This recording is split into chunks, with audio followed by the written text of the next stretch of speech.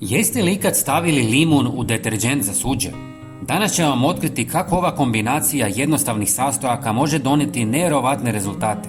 Pokazat ćemo vam više načina upotrebe uz još par dodataka. Stoga svakako ostanite s nama do kraja videa kako ne biste propustili ključne informacije.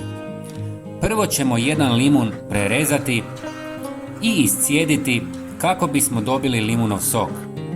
Također ga možete staviti u blender zajedno s koricom i zatim procijediti sok. Prijatelji, bilo bi mi drago kad biste mi napisali odakle me pratite. Hvala vam puno. Dodajte sok u malu plastičnu posudu. Zatim dodajte 100 ml deterdženta za suđe.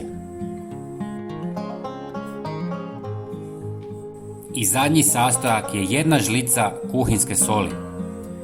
Dobro miješajte dok se svi sastojci ne sjedine. Smjesa će se zgusnuti, pa ako želite dodajte još vode. Pola ulijte u prskalicu, a pola ćemo ostaviti za kasnije. Sada ste napravili sredstvo za dvije različite stvari. Prva je poboljšano sredstvo za čišćenje površina i posuđa. Ova tri sastojka pružaju učinkovito čišćenje bez potrebe za agresivnim kemikalijama. Limunov sok sadrži prirodne kiseline koje razgrađuju masnoću i prljavštinu, dok sol djeluje kao blagi abraziv, uklanjajući tvrdokorne mrlje i nečistoće. Deterdžent za suđe pomaže u razgradnji masti i prljavštine, čineći čišćenje brži i efikasniji.